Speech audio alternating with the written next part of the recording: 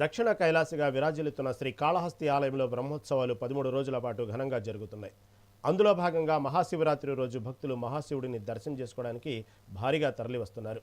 ఉపవాసం ఉండి శ్రీ కాళహస్తి ఆలయంలో జరిగే లింగోద్భవ దర్శనం చేసుకుంటే సకల పాపాలు తొలగి ఆయురారోగ్యాలతో సుఖ సంతోషాలతో ఉంటారంటున్న అర్ధగిరి స్వామీజీతో మా ప్రతినిధి Ramana Kumar face to face. Srikalahasti ఆలయంలో మహాశివరాత్రి వేడుకలు ఘనంగా జరుగుతున్నాయి.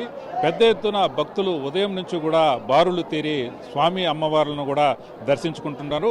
అసలు ఈ శ్రీకాళహస్తిలో స్వామి అమ్మవార్లను దర్శించుకుంటే ఎలాంటి ఫలితం ఉంటుంది, ఈ శివరాత్రి రోజు అనడానికి మనతో పాటు గురుకుల్ గారు ఉన్నారు. వారితో మాట్లాడే ప్రయత్నం చేద్దాం. స్వామి, చెప్పండి, ఈరోజు మహాశివరాత్రి సందర్భంగా భక్తులు పెద్ద ఎత్తున ఇక్కడ దర్శనానికి వస్తున్నారు. శివరాత్రికి ఈ కాళహస్తిలో శివరాత్రి ఏర్పాట్లు ఏ విధంగా ఉన్నాయి, అసలు స్వామివారిని దర్శించుకుంటే ఎలాంటి ఫలితం ఉంటుంది శివరాత్రి నాడు? ఓం నమ శివాయ. కైలాసవాసి భగవాన్ శ్రీకాళహస్తీశ్వర శివ కరోతి నిత్య కళ్యాణం కరుణావరుణాలయ. శ్రీ జ్ఞాన ప్రసూనాంబా సమేత శ్రీకాళహస్తీశ్వర స్వామినే నమః.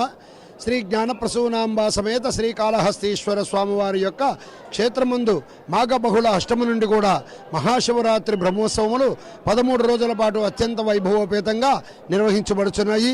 ప్రతి నిత్యము కూడా 2 కాలములు కూడా వివిధ వాహనములతో పురవీధులందు వెళ్ళి స్వామి అమ్మవార్లకు భక్తులకు దర్శనం ఇస్తున్నారు. అలాగే ఈ మహాశివరాత్రి బ్రహ్మోత్సవంలో భాగంగా కూడా ఈ రోజున మహాశివరాత్రి, ఈ మహాశివరాత్రి రోజున వేకువజాముని ఆలయం తెరిచి ఉంచి భక్తులకు కూడా దర్శనం కల్పించి ఉన్నారు. ఈ మహాశివరాత్రి రోజున స్వామి అమ్మవార్లకు విశేషంగా కూడా 11 కాలాల పాటు పాలు, పెరుగు, పంచామృతము, వివిధ సుగంధ ద్రవ్యాలతో అభిషేక పూజలు, ధూప దీప నైవేద్యాలు సమర్పించడం జరుగుతుంది.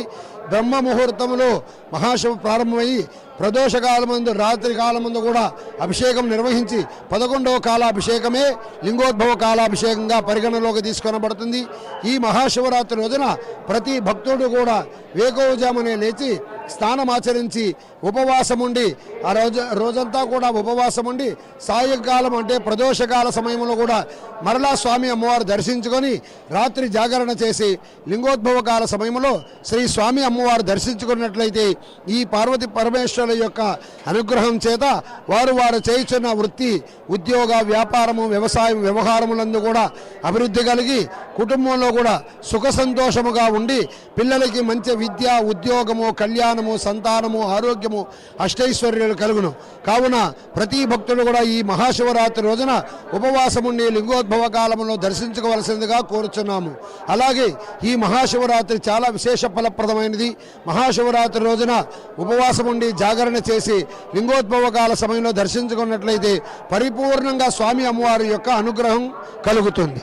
ఓం నమ శివాయ. ఏదైతే 13 రోజుల పాటు జరిగే ఈ బ్రహ్మోత్సవాలు ఏవైతే ఉన్నాయో అవి ఘనంగా నిర్వహించడానికి ఆలయ కమిటీ అన్ని ఏర్పాట్లను కూడా పూర్తి చేసి ఆ విధంగా దర్శనాలు ఏర్పాట్లు చేస్తుంది. ప్రధానంగా మహాశివరాత్రి నాడు ఉపవాసం ఉండి లింగోద్భవ దర్శనం చేసుకుంటే సకల పాపాలు పోయి పుణ్యప్రాప్తి కలుగుతుందనేనని అర్చకులు చెప్తున్న పరిస్థితి అయితే. వీడియో జర్నలిస్ట్ చైతన్యతో రమణ కుమార్, మెగా 9 టీవీ, కాళహస్తి నుంచి.